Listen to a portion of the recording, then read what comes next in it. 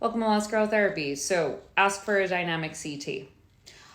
I had gotten numerous MRIs and CT scans prior to finding the right neurologist who took me seriously, and every single one of them showed that I was completely fine. From a structural perspective, my brain, my body, my spine, everything is good. Dr. Lauren Natpany in New York City was the only neurologist. I had seen her because I had POTS, but she was the only neurologist who listened to me when I said, hey, I think that there's something else going on. I explained that there were certain movements that I had noticed when I was exercising, like doing a crunch or looking downward, that kind of set off a POTS-like episode, but not quite the same way. So for me, POTS feels like sand running through my body. A jugular vein compression episode, when it gets compressed, feels like a thunderclap goes through me, and I just kind of like shake uncontrollably, and then I'm down for the count. She was the only doctor that listened to me when I said something else is going on in these specific positions.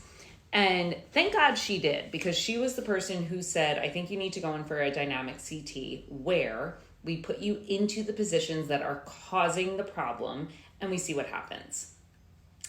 It took, I believe, definitely 2, possibly 3 rounds of imaging for us to find it. And the reason being is that the first time that I did it, Dr. Napany put in for an x-ray and a CT scan with and without contrast, with the explicit instructions that I needed to be moved around. I went to East River Medical. The technician and the radiologist did not take me seriously. They read it and they were like, okay, all you have to do is like stand there and like turn to the side and turn to the side. And I was like, no, I have to like move. And they were like, yeah, we know what she's looking for, but like, you don't really need to move to show that. It'll come up if you just stay static.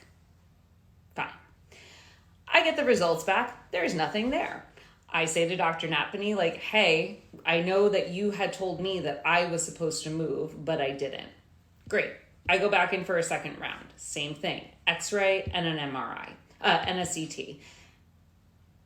Again at East River, which is important to this story, because the second time around, same thing. I'm like, I need to move. And they're like, yeah, okay, so all you're going to do is put your head down.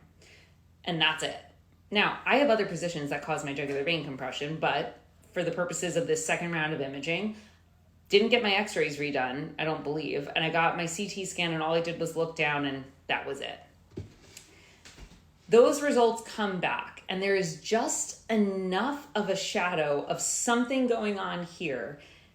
You can't really see it. It's not super clear, but thank God for Dr. Natpany, because she was like, I think you need to go see a jugular vein specialist. She referred me to Dr. Peter Constantino at Brain and Spine Surgeons of New York. Dr. Constantino took one look at my images and was like, these aren't clear enough. You're going to go and get these redone. And I was like, great. This time I went to Weill Cornell. Made all the difference.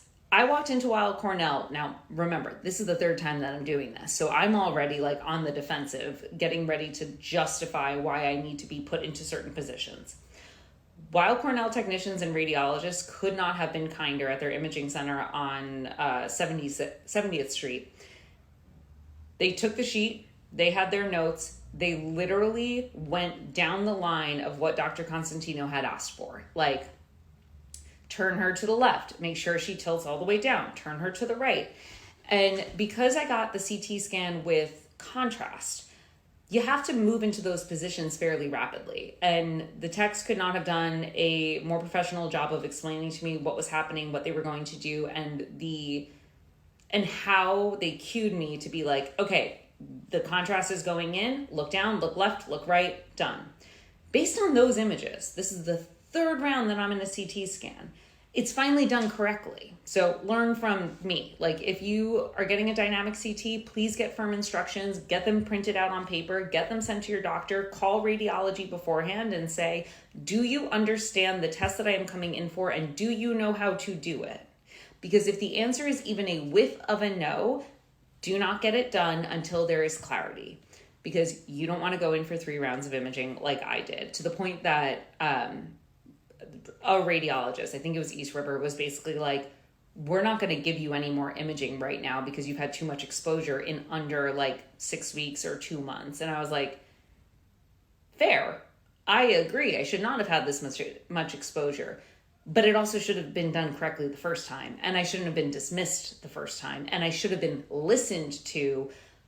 And I had the doctor's directions on a sheet of paper and they still dismissed me. So not really my fault in the situation. But the third round ended up finding exactly what we were looking for. And Dr. Constantino reviewed it with his colleague, who was also excellent. And they found the jugular vein compression on the right-hand side. Now, they took and I'm so grateful that they took a conservative approach to my care. They did not recommend surgery because the compression is positional. It is not 100% of the time, all of the time. This is where the PT and the acupuncture conversation comes in. PT was helpful because I found a specialist who worked on jugular vein compression physical therapy. That made all the difference. Prior PTs, as good as they were for helping my POTS, they did not know what they were doing when it came to the compression. Because a lot of things can compress. It's not just a crunch. It can be like, I don't know, using a TRX and pulling backwards. Certain movements, if my shoulders are up by my ears, I can compress and then I can get thrust into an episode. So working with a jugular vein physical therapist or somebody who's familiar with what they are doing, and if you know the positions that trigger it for you, makes all the difference. Acupuncture is overstimulating to my nervous system, and I have heard this from other people who experience POTS or jugular vein compression. Acupuncture is triggering a nervous system deliberately to have positive effects afterwards. Before I had POTS, I could do acupuncture no problem. Now that I have POTS and JVC, if I get acupuncture done and I don't do any of the practices that I know help calm my nervous system down, I am shot. I'm guaranteed to need to go to bed for like 4 hours at a time. If I get acupuncture done and if I do physical therapy and I immediately eat afterwards, I'm talking like 30 seconds out of the gate, I'm eating something to regulate my blood sugar, and I spend an hour seated, completely seated, not moving, not getting up, just resting, I recover a lot faster. Does it take me 2 or 3 days with acupuncture to bounce back? Absolutely. With physical therapy, I found that after a week or 2 weeks of kind of getting into the rhythm of doing it, I didn't have that much of a kind of like, oh, this is taking everything out of me sensation. Things just got better. But all of this to say, if you suspect jugular vein compression, find the right neurologist. Find somebody who listens to you and tell them about the postures or the things that trigger these sensations. Ask for a dynamic CT. That is the most critical part. And make sure that the CT scans have the directions on it that say the patient needs to be maneuvered into certain positions with and without contrast in order to catch the compression as it is happening. Because if it is not caught, the dismissal is abundant and frustrating and annoying, and that's not an experience that I would want to wish on anybody.